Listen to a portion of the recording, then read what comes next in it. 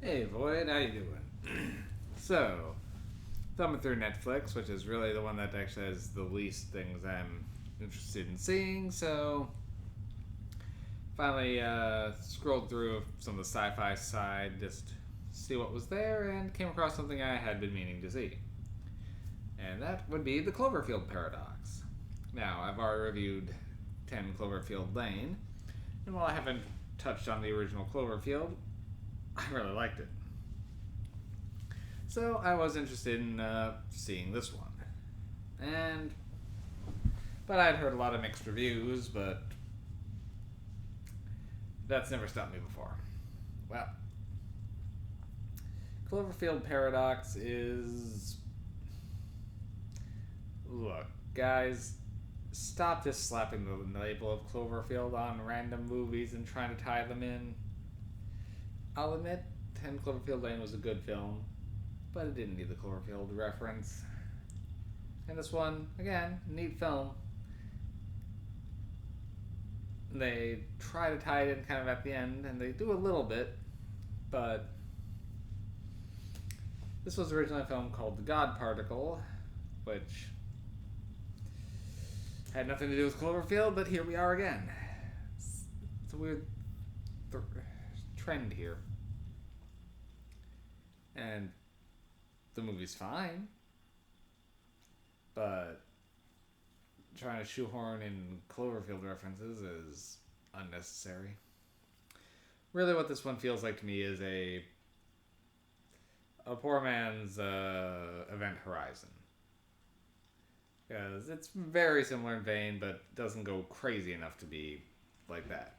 That said, this one does go weird. It goes delightfully weird, but I kind of wanted more of it. Like, the weirdness was too few and far between. Okay, so this is about set in the future where Earth is having a resource and energy crisis. So we have a bunch of scientists going up on a space station to try to work out an unlimited energy solution. In order to, then they're doing it in space just because it's very dangerous research. And essentially they start creating a particle accelerator to try to get it going. But there's a few conspiracy theorists who believe that this could cause a paradox where multiple realities could be. Ah, shit. Sorry if you guys couldn't hear me very well. My microphone was way too far away, so I hope that went through okay. Well, apologies for the audio at the beginning. Anyway, let's keep going anyway. Now, so they build a particle accelerator and begin testing that in space. The conspiracy theorists have suggested that might create a paradox by tearing a hole in reality and having alternate realities smack together. And yeah, that happens. Now, I do say they do some cool things with that, of having like finding someone on the ship who wasn't originally part of there, and she's knows some of the crew, but they don't know her, and the things she seems to know indicate sinister things about some of them, and things start going weird, like a guy gets full of worms, or another guy's arm gets pulled through the wall, and then you find it just walking on its own and writing them notes. When shit gets weird, this movie is interesting. But the problem I have with it is the weirdness, there's so few and far between. It's like, at first it just seems like your basic, everything went wrong on a space station and now you gotta quickly repair things before we all die. Every once in a while something weird will happen just to make their lives hell.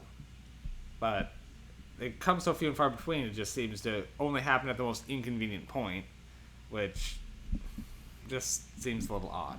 Like when everything just suddenly gets magnetized right after they fix something vital. So I'm okay with the weirdness, but they need to be more consistent throughout it, so it doesn't seem like it's just only happening just to, okay, they're about to solve things, so we gotta throw another problem at them. So it gets a little weird there, a little off, I should say. Like, when it is going weird, like the guy's arm giving them a hint, it's good. But, so they try to solve an energy crisis before all war breaks out.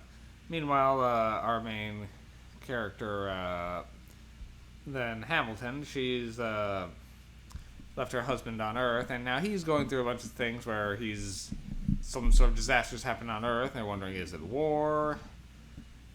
And he's trying to survive down there, so that's the parts that kind of try to tie into the Cloverfield mythology overall. And they kind of are making it unclear whether the alternate reality thing is responsible for it or not. Also, this one's set like kind of far in the future, while the Cloverfield and 10 Cloverfield Lane are set more modern day. So it's like, I don't know how those directly relate. So, shoehorning the Cloverfield thing was a mistake on an otherwise fine sci-fi movie. Not a groundbreaking one, but an interesting one. Overall, the acting, though, was very good. The characters were memorable.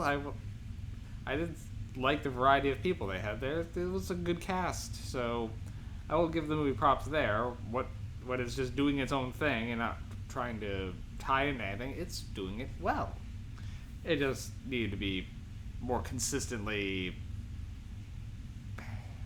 paradox problems over the course of it, just to keep it coming more, even if it's just some random little things. It just felt like it would start and stop too much. I'll still give it 6 MacGuffins, because what the film does, well, it does very well. And yeah, I did like it, and I was never bored.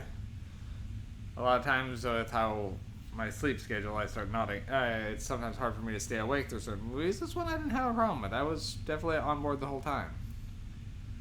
So, I'll give it a little bit above average, but its flaws are there. It doesn't add up in a neat package by any means.